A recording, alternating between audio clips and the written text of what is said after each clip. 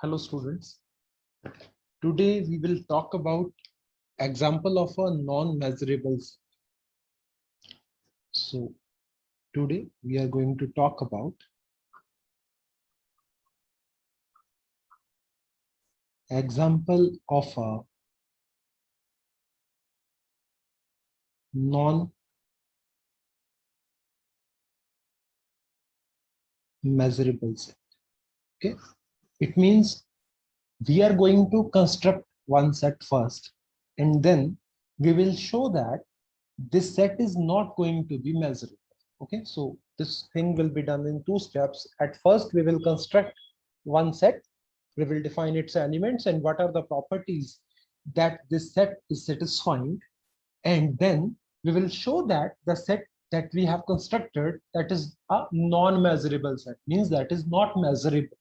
Okay, so let us see how to do it. First of all, we consider one semi-open interval. Consider semi-open interval 0 to 1. Okay, next we define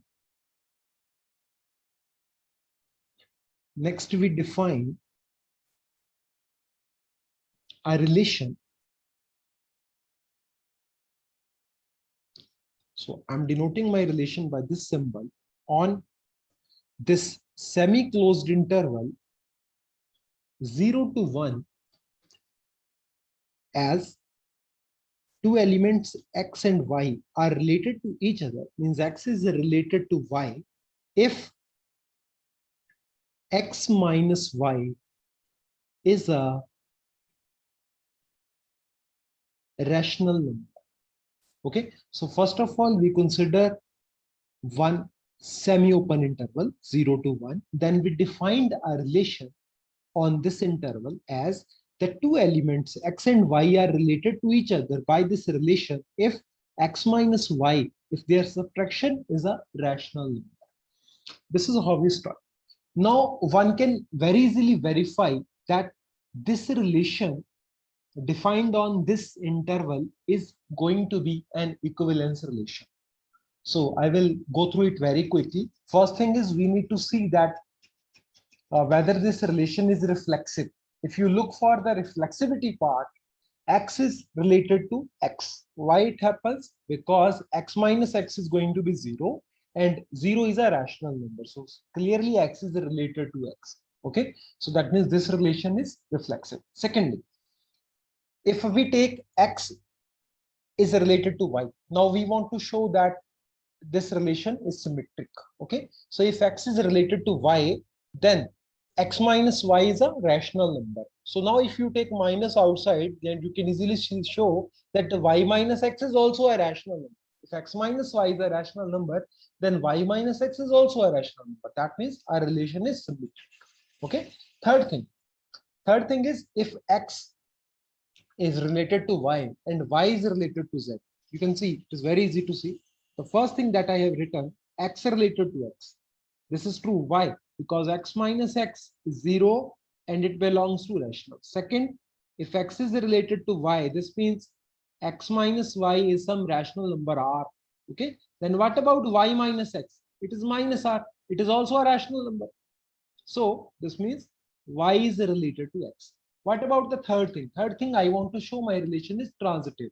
Okay. So I take x related to y and y related to z. What does it mean? If x is related to y, this means x minus y is some rational number, say r1, and y minus z is some rational number, say r2. Okay. Then if I add these two, what I will get? X minus y plus y minus z. It is r1 plus r. Okay. So on the left hand side, I will get x minus z.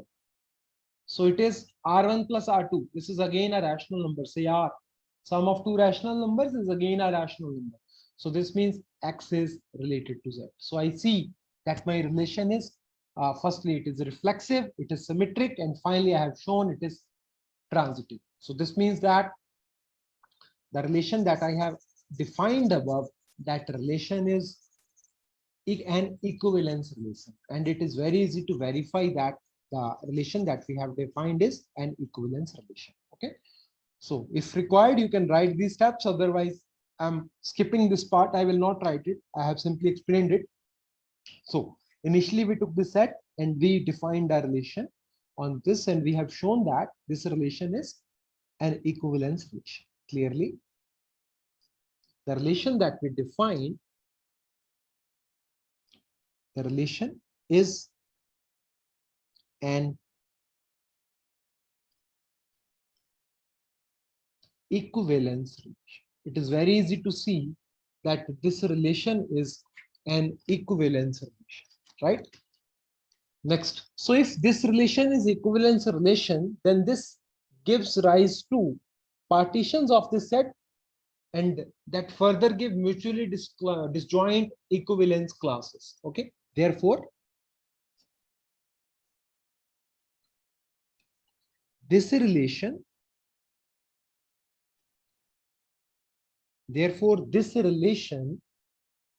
partitions the set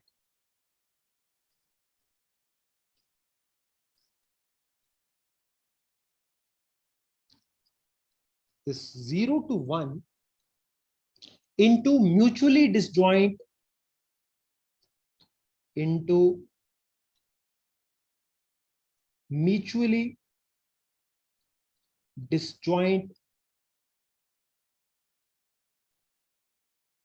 equivalence class. Mutually disjoint equivalence class, right? Next, we are forming a set. Now it's the turn to define the set. Okay, so let E, I'm defining a set E. Let E be the set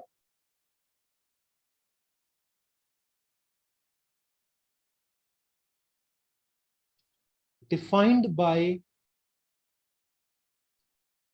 selecting exactly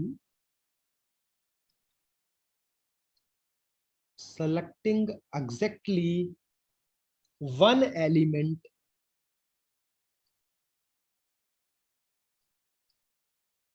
from each equivalence class. From each equivalence class. ਹੁਣ ਇਹ ਚੀਜ਼ notice ਕਰਿਓ ਕਿ ਜਿਹੜਾ ਇਹ relation ਹੈ, it has partitioned this interval or set into mutually disjoint equivalent classes. ਹੁਣ ਮੈਂ set ਕਿਵੇਂ define ਕੀਤਾ ਹੈ? E is defined by selecting one element from each equivalence class. ਇਸ relation ਕਰਕੇ ਜਿੰਨੇ equivalence classes ਬਣੀਆਂ ਸੀ, ਹਰੇਕ equivalence class ਵਿੱਚੋਂ ਅਸੀਂ ਇੱਕ element choose ਕਰ ਲਿਆ ਤੇ ਉਹਦੇ ਨਾਲ ਸਾਡੇ ਕੋਲ ਇੱਕ set E ਬਣ ਗਿਆ. So how it is possible, how we can form this kind of set in which we are selecting exactly one member from each equivalence class? This is done by axiom of choice. Okay, this is possible. This is possible by axiom of choice. You might have read it in analysis. This is possible by axiom of choice, right? Axiom of choice says that axiom of choice says that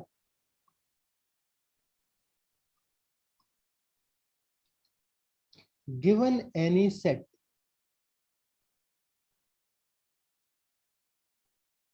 given any collection of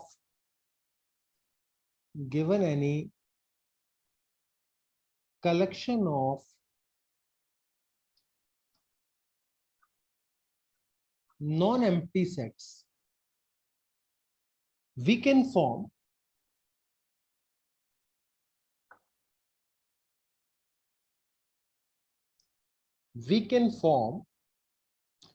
a new set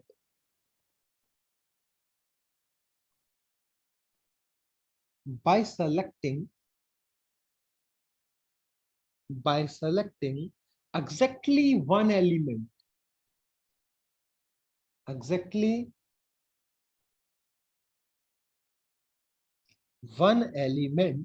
from each member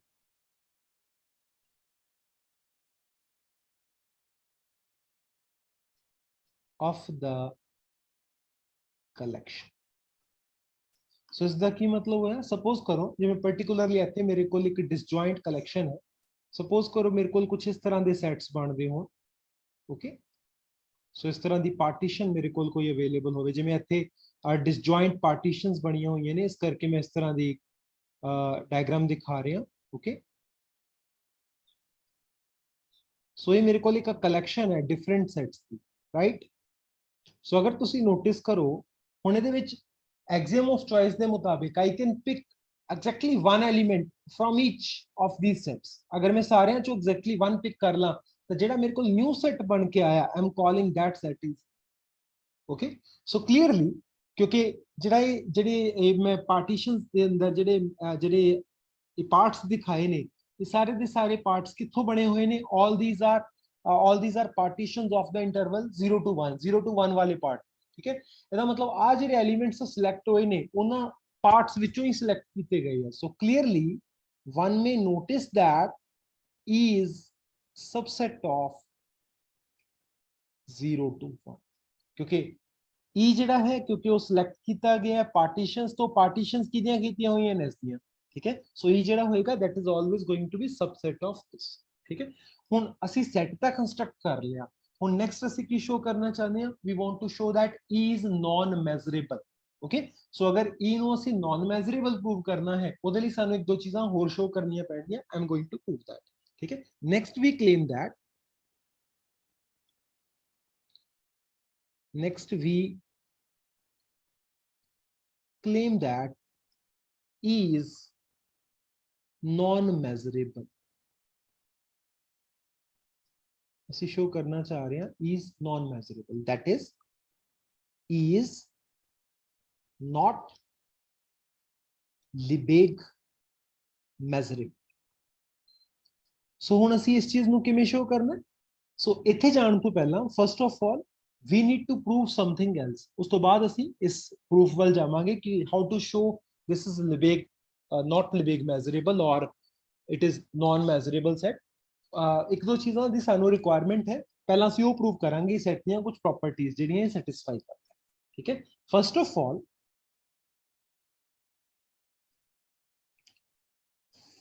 all we will prove the following।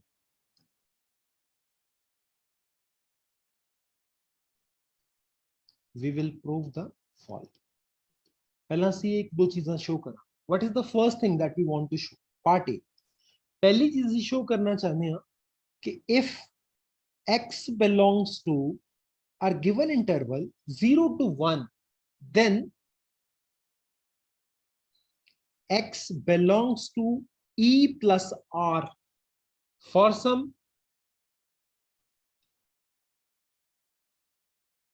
rational number,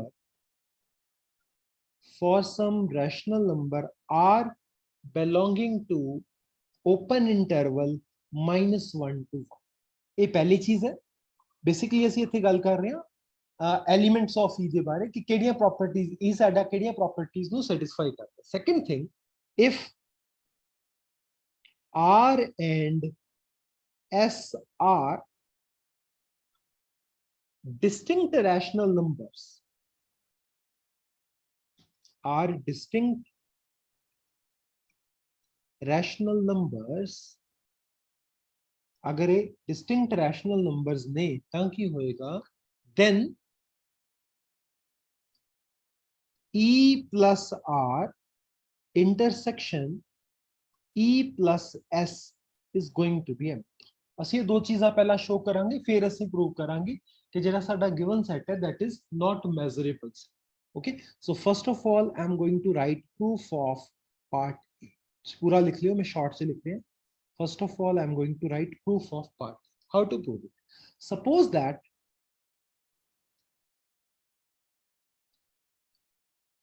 x belongs to the interval 0 to 1, right? Then, so how, you know how we have defined the relation and how we have defined E, okay? So agar x is the member hai, then there exists a member y belonging to E, such that x is related to y। ठीक है, अगर x का member है, कोई ना कोई member y का, y e ਦਾ ਹੋਏਗਾ ਜਿਹੜਾ ਕਿ x ਨਾਲ ਰਿਲੇਟਡ। ਸੋ ਅਗਰ ਇਹ ਹੈ that is ਇਸ ਦਾ ਕੀ ਮਤਲਬ ਹੋਇਆ ਕਿ x minus y ਕੀ ਹੈ rational number is a rational number। ਇਹ ਰੈਸ਼ਨਲ ਨੰਬਰ ਠੀਕ ਹੈ। ਸੋ ਇਹਦਾ ਮਤਲਬ ਮੈਂ ਇਸ ਨੂੰ ਕੀ ਕਹਿ ਸਕਦਾ that is x minus y अगर rational number है I'm saying x minus y is r, right, for some r belonging to q कोई ना कोई rational number होएगा।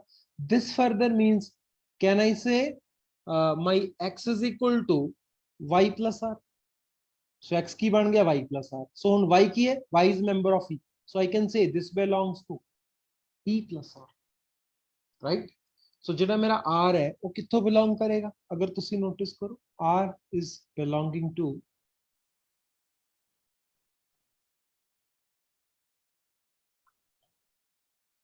ਜਿਹੜਾ r ਹੈ r particularly belongs to the interval -1 to 1। why?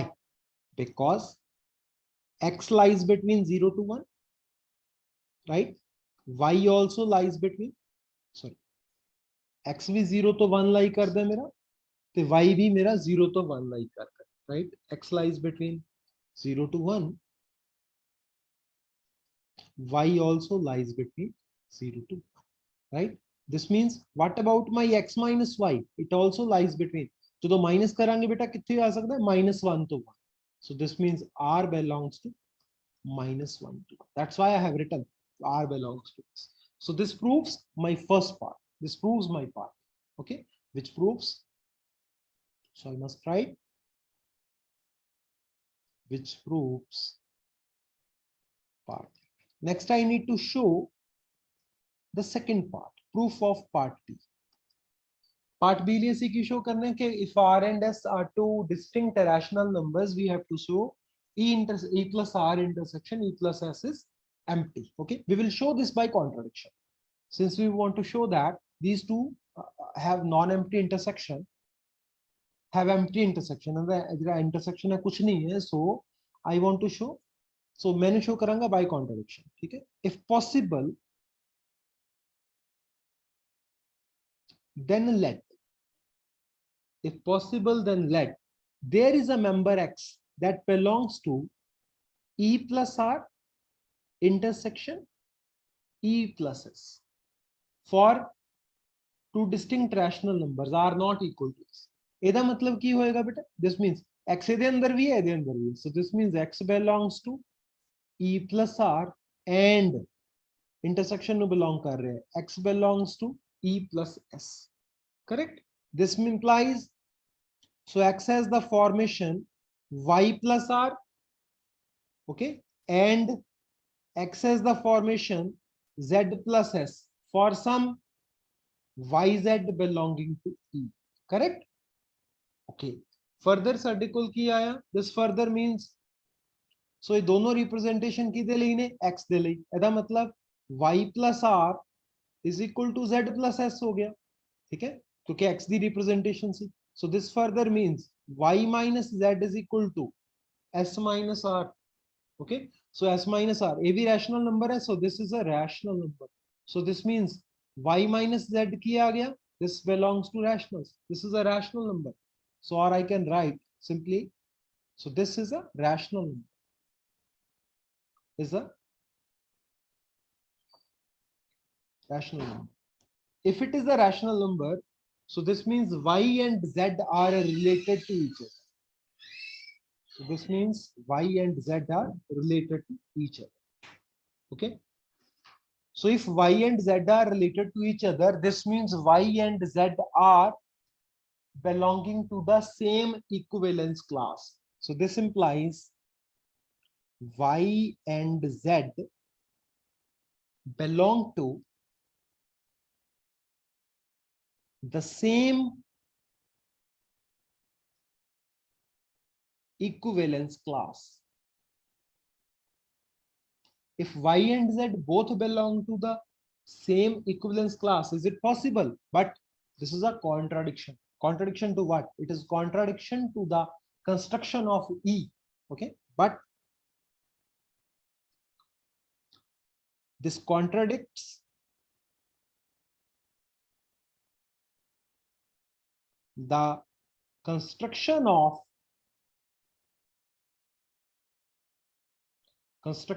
formation of the set E, because we said that E is the set which is formed by selecting exactly one element from each equivalent class, because E is formed by selecting exactly one element from each equivalence class. So this means our supposition is wrong. So thus we must have E plus R intersection E plus S is empty for distinct rational numbers. Okay, so with this we have shown both the things that we wanted to prove for this particular part. Finally, we are moving towards the actual thing that we wanted to show, the final thing, so which proves number B, which proves part B. Now we are heading towards proving that the set E that we have constructed is non-measurable. Okay, so we are going to prove this by contradiction. Now we will show that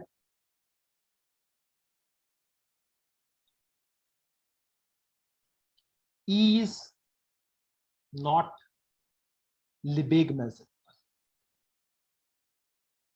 Now we will show that E is not Lebesgue measurable, right? So we will prove this by contradiction, right? So assume that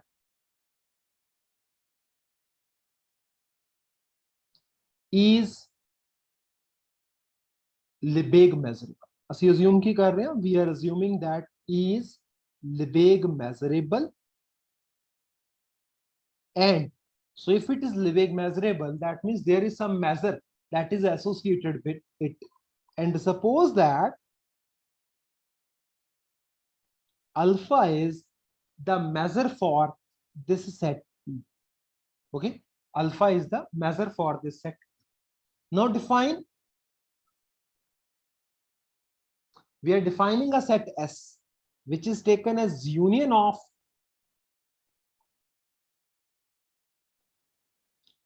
E plus R, where R belongs to, R is a rational number belonging to the interval -1 to 1. I must say R is a rational number that lies between this part. Okay, then by number B, in number B we have shown that if we have sets of the type E plus R with 2, if we are taking R and S to be two distinct rational numbers, then they have nothing in common. Okay, so thus measure of S is going to be measure of union of this part E plus R. So thus all these sets are E plus R, all these sets are mutually disjoint. By B we are able to write these are mutually disjoint, therefore measure of this is equal to measure of this is going to be summation over R, measure of E plus R. So here we are using that particular part. Now we know that the Lebesgue measure is translation invariant. So here R is translation. So I can write this is equal to summation over R of measure of E, because M is translation invariant,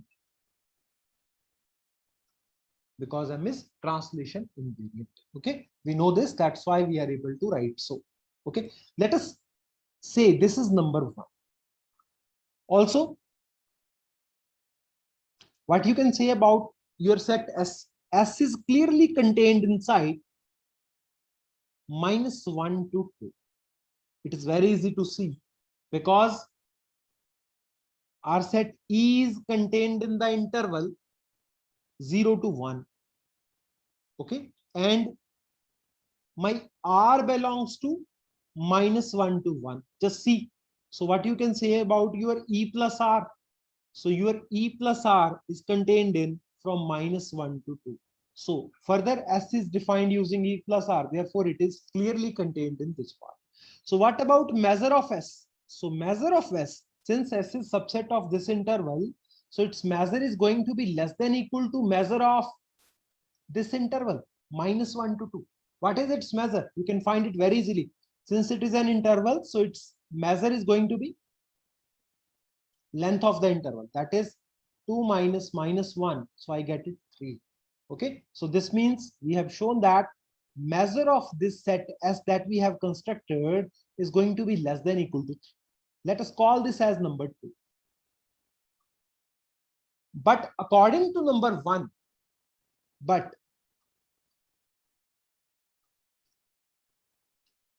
according to number 1, if you see, since we have taken measure of E to be alpha, we are taking E to be measure of E is going to be alpha. So that means I can write this measure is going to be alpha. So if you see, this is going to be a divergent series. This is going to be a divergent series. So therefore, measure of S by number 1, measure of S is going to be infinity if your alpha is non-zero, because here the expression becomes m of E, and we have defined measure of E is going to be alpha. We have taken it initially, we have assumed this part. So if this alpha is going to be a non-zero quantity, so this since R is going to be this is going to be summation over all the rational numbers that are present in the interval -1 to 1. So this becomes a divergent series. Okay, so I'm writing it. So whatever in number 1 was present, it was this measure of E over R. Okay, so this is summation alpha over R. So this becomes is a divergent series if alpha is going to be non-zero quantity. Okay, so but in number 2 we are saying that measure of S is going to be less than equal to 3. So this is valid under only one condition, if this alpha becomes 0. So in view of number 2, we must have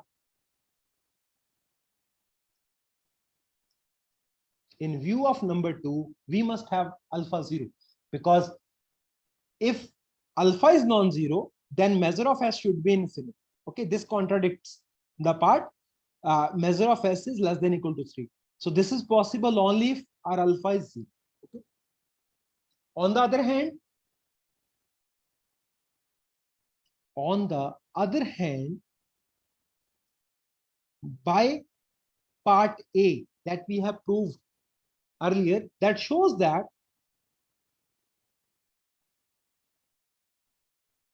so according to that, by part A, we have our set S contains the interval, this interval 0 to 1 is contained in S. So if 0 to 1 is contained in S, this means measure of this interval is less than equal to measure of S. So measure of S is going to be what? If alpha is 0, then measure of S is going to be 0. That means, this means, so this is going to be 0, because measure of S was summation alpha over R. If we take alpha 0, so this becomes 0.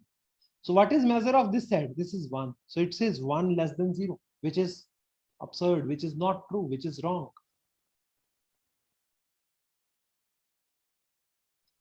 So this all originated because of what? Because initially we took is a measurable set. So thus our supposition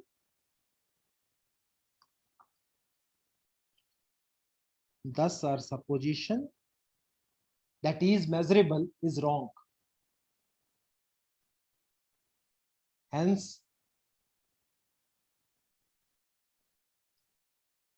is a non-measurable set, or you can say E is not Lebesgue measurable. Okay, so this is one thing that you should note. So go through the proof carefully, you will understand. So you need to go through it 2-3 times. Now you will have noticed that the two facts about the construction of E in part A and B that we have shown are very useful in proving the set is non-measurable. Okay, so you cannot skip that. So there is one remark. So you may notice that now we have shown that E was subset of interval 0 to 1 and it is going to be non-measurable set, but 0 to 1 is itself a measurable set. Okay, so that means subset of a measurable set need not be measurable. Okay, a subset, this is the remark, a subset of a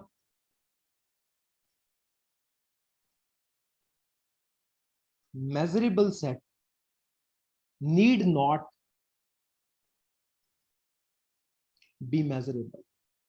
Sometimes it is asked in the paper that every subset of a measurable set is always measurable. Comment on it. Okay, prove or disprove. So you have to give this particular example for this. Okay, so I'm writing for example. So whatever we have done in the last example, you will prove this full example. For example, the interval 0 to 1 is a measurable set.